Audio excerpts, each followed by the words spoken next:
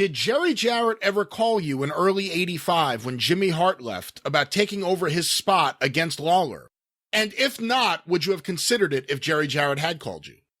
God, I hate to say no right off, but no, because I would not have wanted to break up the Midnight Express, and also at the time we could have made as much or more money in Memphis as we ended up making in Dallas, but we didn't know that when we went to Dallas, because we knew that the Freebirds had made a lot of money there. But as mentioned before, I was working with Devon Erickson. We did blah blah blah. But I wouldn't have wanted to break up the Midnight Express, and eventually we were going to Charlotte, and we knew that there was no way that we could make as much money in Memphis as either we had made in Mid-South, whether we went back there, or if we potentially went to Charlotte, as we could make there.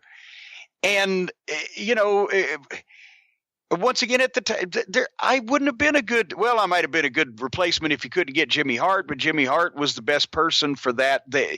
They needed to go in another direction because you couldn't follow Jimmy Hart and Jerry Lawler in Memphis after that 5-year run, no matter who the fuck you were.